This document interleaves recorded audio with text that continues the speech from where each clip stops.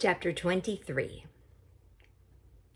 The day of the actual competition dawns bright and chilly. I shiver in the early March air as Mrs. V and I wait for my school bus. My jacket feels good. We've decided to use the manual chair today since the electric one, even with the car ramps, is a little too heavy for Mom to handle on her own. "You ready, Mellow Yellow?" Mrs. V asks me. "Oh, yeah." "Your head feel like it's gonna pop with all those facts stuck inside?" she teases. "Oh, yeah," I grin at her. "You'll do fine. Better than fine. Dynamite. Possibly awesome," Mrs. V says. "Oh, yeah," I push again.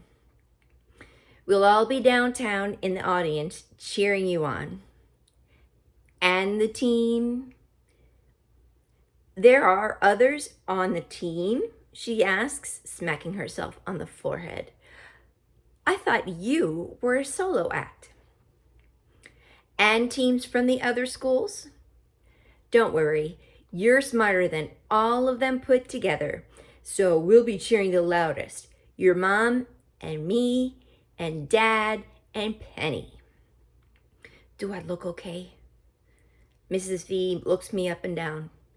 "Like a television star," she replies. "Your mom tucked an extra blouse in your bag, just in case. Catherine knows what to do." I'm glad Catherine will be going with us, and I think Mr. Deming is glad as well. "Tell me the plan again." "Your mom will pick you up from school, take you to get a bite to eat, and get you to the TV studio about 15 minutes before the rest of the contestants. Penny and your dad and I will meet you there." "TV folks won't freak out when I show up?" "Well, they are well prepared for you. Actually, it's possible a few reporters might be there and want to talk to you." "Me? Why?"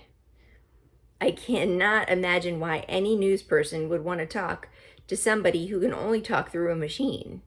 How boring. "You're a wonderful human interest story. Other people might be interested in knowing more about you." "They won't make fun of me." Just the thought of it makes my palms sweaty. Mrs. V takes my hand in hers. "Not at all. They'll admire you, I'm sure. You are Spalding Street Elementary School's own personal Stephen Hawking. They're lucky." "Hope so." "Here's your bus. Have a great day, Melody. I'll see you tonight."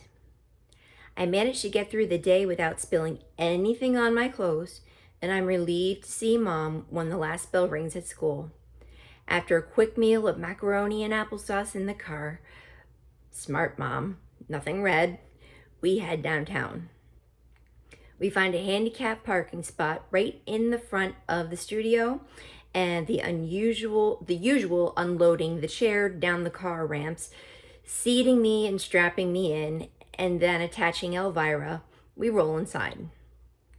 The receptionist, a chunky, pleasant woman with lots of makeup and frizzy hair, directs us to the staging area.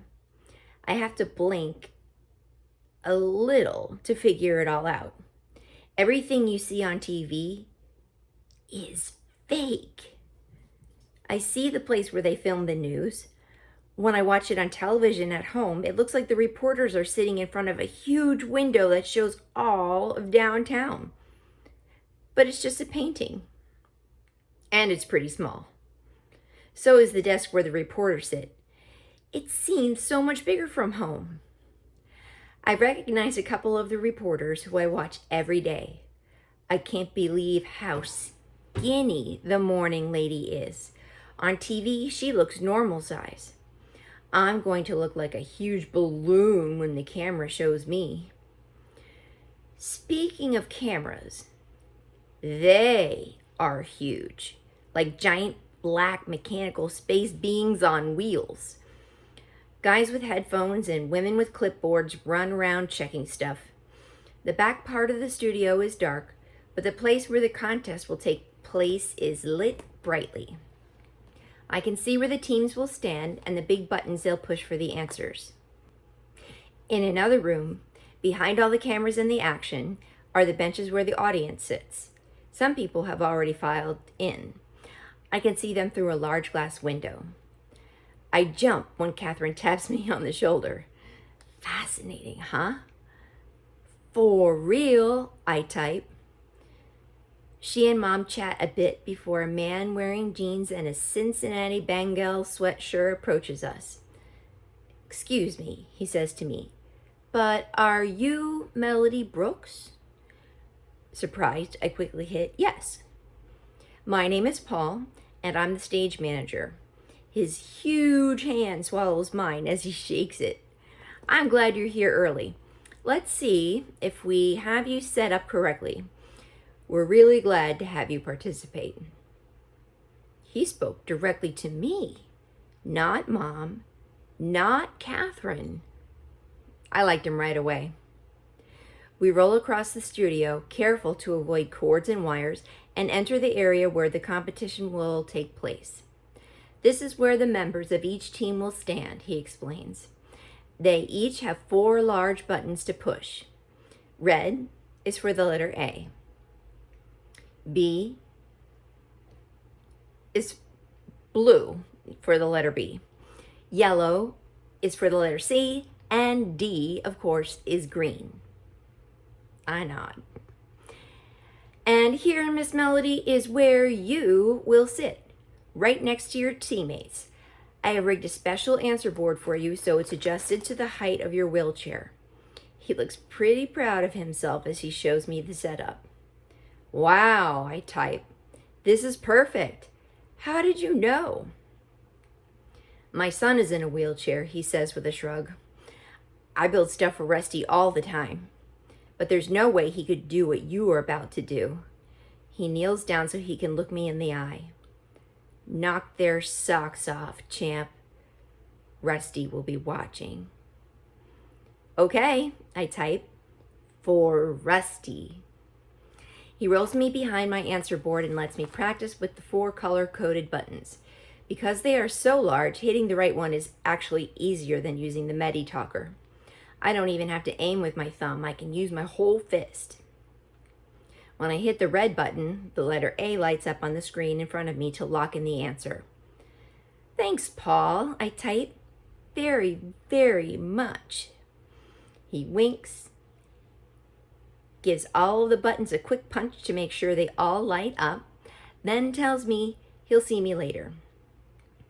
"I can do this," I tell Mom and Catherine. "I'm ready." The rest of our team starts to arrive. Connor, dressed in a black suit with a red tie, actually looks good. Rose, blushing and nervous, is wearing pale blue. "Hi, Melody," she says. "Are you scared?" "Nope, not at all," I type. "My mom made me wear this tie," Connor complains as he rolls his finger inside his shirt collar to loosen it. "I hope I don't choke on live TV." If he does, at least the attention will be on him instead of me.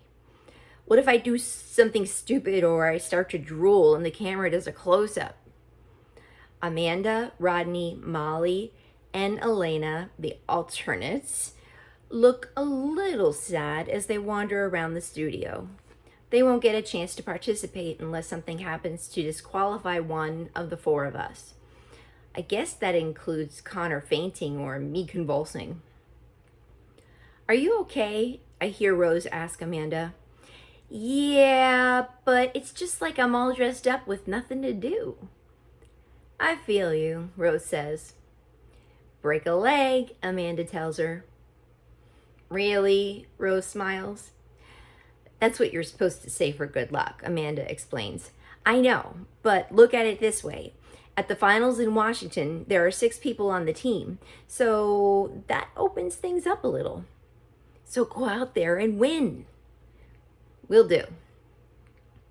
Claire and Molly make funny faces in front of the cameras, pretending they are on the air. Neither speaks to me. "Look, Claire," Molly says, her voice for once in awe of something. "You can see your reflection in that camera over there." "Do I look okay?" Claire asks, smoothing her dress. "You look great," Molly assures her. "You know, it really ought to be you up there instead of Melody," Claire says, loud enough for me to hear. "Well, I'm ready if she messes up," Molly whispers back. I just shake my head and think, delete, delete, delete. No way am I letting their negativity mess me up. I have enough to worry about it. Mr. Dimming hurries in then, wearing a brand new navy blue suit, a fresh white shirt, a red vest and tie. The whole team cheers, and Connor gives him a high five. He buzzes around for a bit like a nervous bumblebee. He checks on details, wishes all good luck, then goes to sit in the observation area. No teachers are allowed near the students during the competition. Catherine is allowed to stand in the back behind the cameras just in case I have an emergency. Other teams start to fill the studio as well. One team from Green Hills Academy is all dressed in Kelly green sweaters. Not a bad idea, but the sweaters are ugly. Another team from Crown Elementary is wearing little fake crowns on their heads. That seems to me a little over the top. Our team hasn't done anything special. They don't need to. They have me.